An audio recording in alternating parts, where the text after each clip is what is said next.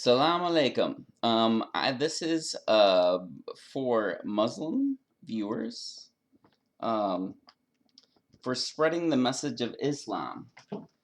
Now, I have some questions about Islam, and maybe you can help me out. These are questions from Muslims. If you could please address these, I would very much appreciate it. So my questions are as follows: Does Allah love me, a non-Muslim? Does Allah love me? What does Allah think of me? I'm a non-Muslim. What does Allah think of me? And if you could please quote references to sources like the Quran or Hadiths or anything else, sources that you trust, that you think are reliable. Um, and if you could please include with all of my questions, please include how the process of abrogation applies. I would appreciate that too. So, does Allah love me, a non-Muslim? Can you tell me why Allah creates people to be disobedient and go to hellfire and eternal torture? Why He creates them for that purpose? I'm very curious if He is good and loving and kind, or is He good and loving and kind? If is Allah good and loving and kind, does He create people for the purpose of sending them to eternal torture and hellfire? And if you could please direct me to the Muslim organizations and or Muslim individuals that actively oppose pedophilia. And it not only just in words, but also in actions. Show me how they're actively opposing pedophilia. And say a man that's older than 20 or 30 or 40 or 50 having sex with a girl that's 13 or younger, because that's pedophilia. So if you could please direct me to those sources, I would really appreciate it. And also, I've heard that when a man goes to paradise after he dies, and Allah has him go to paradise, he gets 72 houris, women that he gets to have sex with after he dies. So I'm curious, how many men does a woman get when she goes to paradise? Does she get 72 men, or is it a different number, more or less? And how is that determined? If you could please give me sources that would tell me that, I appreciate that. Please show Muslim organizations and or individuals that actively oppose violence and threats done in the name of Allah or Islam or Muhammad. And that I'm very curious about. If you could, because I know that there's Muslims that do violence in the name of Allah and Islam and Muhammad. So I'm trying to see what Muslim organizations or individuals you can point me to, preferably a large number since there's a lot of Muslims, a large number of organizations or individuals that actively oppose, not only in words, but also in actions, that actively oppose violence or threats done in the name of Allah or Islam or Muhammad, giving Allah and Muhammad a bad name. Because I think a lot of people think that Islam's really just awful and evil because of the violence and the threats that are done in the name of Allah and Muhammad. So if you could point me to those, I'd really appreciate it. Please direct me to all the Muslims that actively oppose wife beating, and they defend women when women are the victims of rape. When a man has sex with the woman and she doesn't want to have sex with him, she has not given her consent, and he has sex with her anyways and rapes her.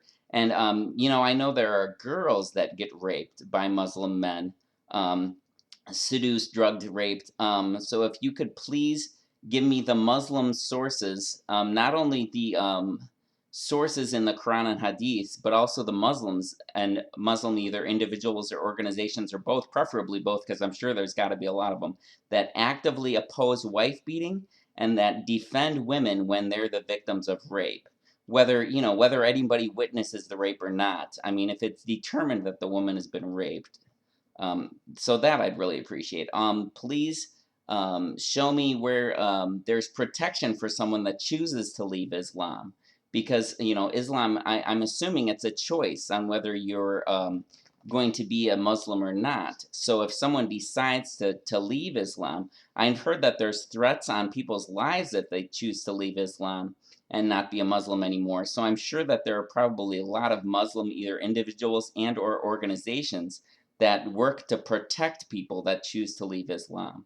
So if you could direct me to those, I'd really appreciate it. Also, condemnation of honor killings, organizations and individuals that actively, vocally and actively, in words and deeds, oppose honor killings. They condemn them and oppose them and try to make sure that they don't happen.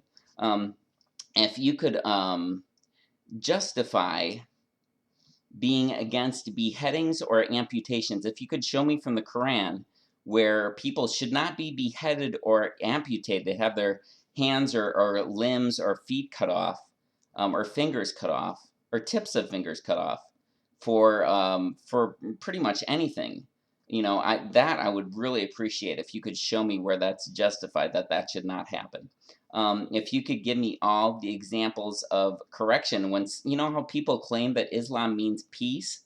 I've heard that from the President of the United States, and I'm sure there's had to have been a Muslim that corrected him, that spoke up and said, President Bush, no, you're wrong.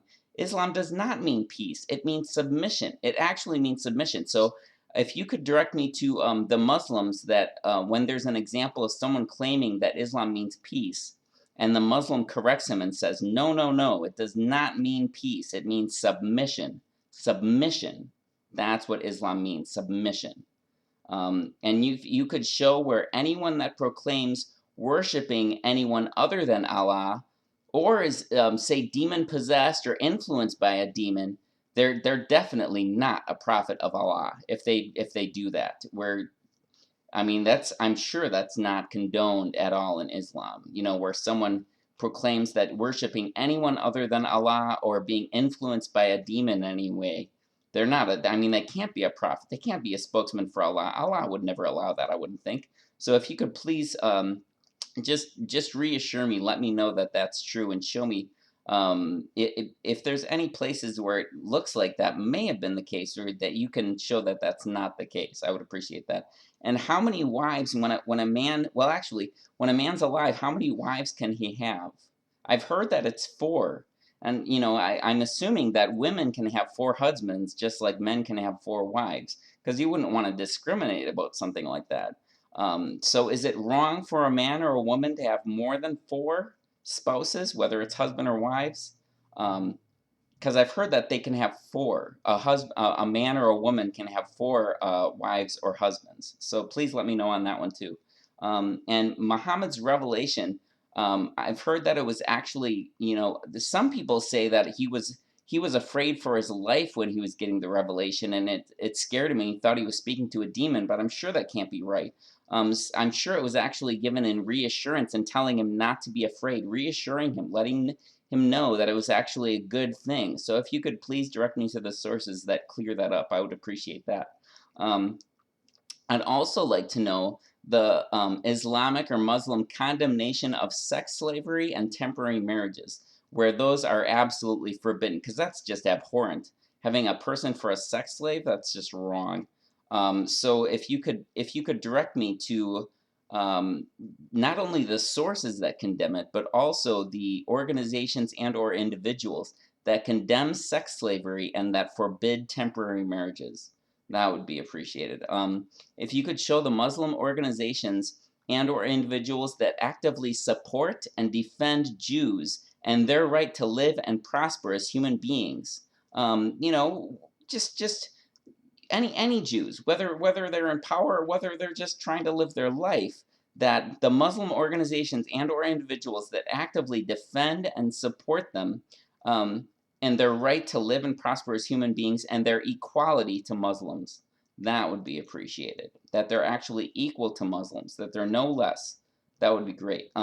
If you could show me the Muslim organizations and or individuals that show love for homosexuals. Not necessarily condoning their behavior, but they show love for them as people. That would be appreciated.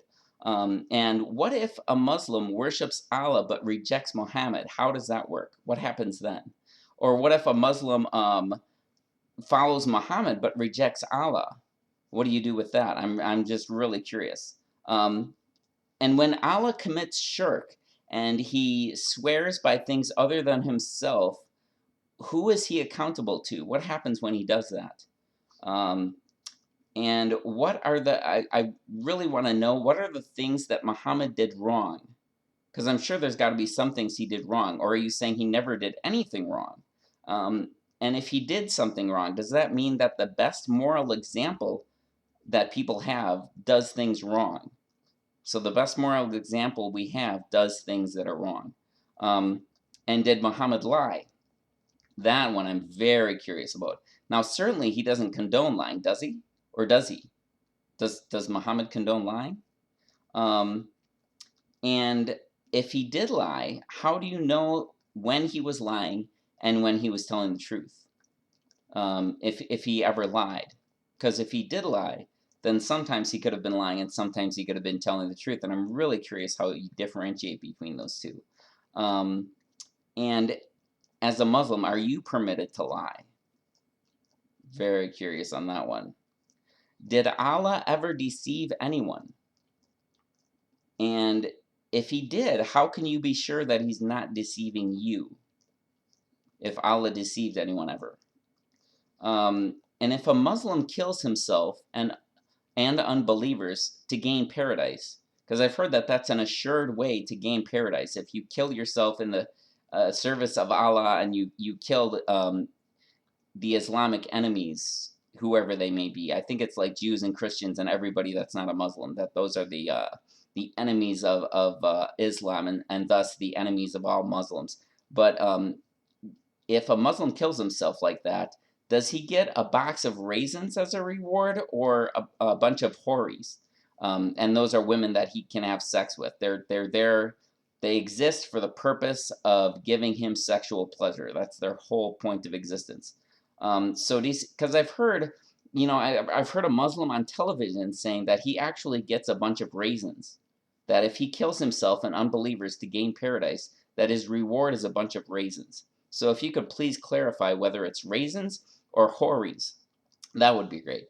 And a few more questions. If a Muslim goes to paradise, will his houris have a choice in wanting him and it be genuine? Or will they be insincere automatons like robots? They do it because they're programmed to want him sexually. And will the Muslim ever get any time alone in paradise? Or the 72 houris constantly around him? I mean, they just never leave him alone. He never has like time to himself. And how does he manage his houris? So if you could clarify that, I'd be very curious to know. And what if some of the houris start getting jealous of each other? What happens then? How does the Muslim deal with that? Let's see. Is there a limit to how many women that are married to other men that you can capture and rape, or have sex with, however you want to put it?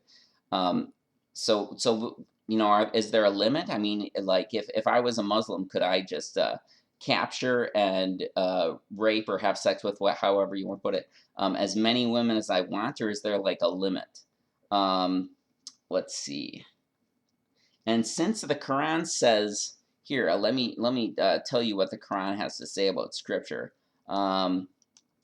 Let's see.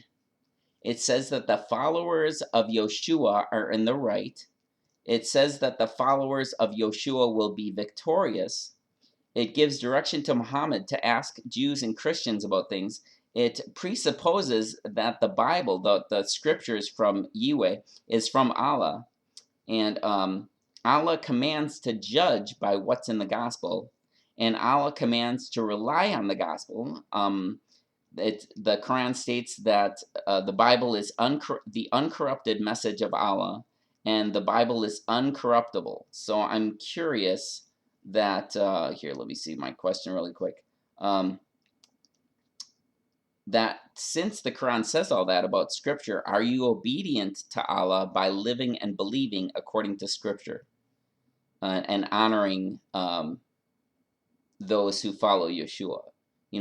Otherwise called Jesus, but the ones who follow him. Do you honor them, and are you obedient to Allah by living and believing according to Scripture?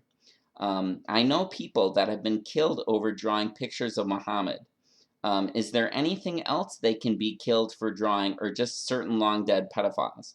Um, because I'm just curious, what things that Muslims kill people for, just drawings, or no? I've heard they also, like, if you insult Muhammad, um, that you can get killed for that, which is, actually, I feel a little bit nervous about, since Muhammad, when he was 53 years old, he had sex with a 9-year-old girl, and that makes him a pedophile. And since he had people assassinated, that makes him an assassin and a murderer. And since he raided caravans, peaceful caravans, that makes him a bandit and a thug. That and I know that, like, there was the time that he put his tongue in a man's mouth and was getting it on with a man. So he's basically a from what it seems like, he's something of a thug, assassin, murderer, bandit, pedophile. Um, but I don't know if that's, I mean, those are stating facts, so I don't know if that's actually insulting him. But if it is, then maybe someone would kill me for that. So maybe I'm even putting my life at risk by making this video. So I'm just curious, is if I make a drawing of Muhammad, should I get killed? And if I'm saying these things about Muhammad, do those qualify as insults that I should be killed for or not? So if you could clarify that, that would help me out. If Muslims can't be friends with Jews or Christians, because that's what it says in the Quran, what do you call Jews and Christians? What are they to you? Or what am I to you? I'm not a Jew or a Christian, but I'm not a Muslim, and I never will be, ever. I will never, ever, ever, ever, ever be a Muslim, ever. So what am I? And if you say I'm a kuffar, what does that mean exactly? And please give me references that I can back that up when you give your definition of what a kafar is, if that's what you say. What kind of poetry should you be killed or executed or assassinated for? Because I know there are multiple times where Muhammad has someone assassinated for writing poetry. Um, I mean, I know there are probably some people that can feel very threatened by poetry. Um, like Mary had a little lamb, its fleece was white as snow, and everywhere that Mary went, the lamb was sure to go. That's threatening. So if you could please let me know what kind of poetry people should be killed for. And if I'm over 50, if I was a Muslim and I'm over 50, is it okay for me to wait to have sex with a girl until she's 10? Is that okay if she's older than 9? Because I know, to follow Muhammad's example, that wouldn't be right, since he was over 50. Then I would be younger than, I mean, he was over 50 and I would be 50 years old. And then the girl he had sex with was 9, and I would be waiting until she's 10. So that's kind of, feel like that's kind of pushing the age a little late. And to all American Muslims, which loyalty has priority? Does your loyalty to America take precedence, or your loyalty to Islam? And which law takes precedence, either the US Constitution or Islamic Sharia law? If you could please clarify on that one.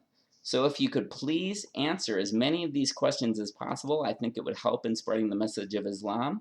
Thank you very much for watching. I appreciate it, and have a very good life. Shalom, salam alaikum.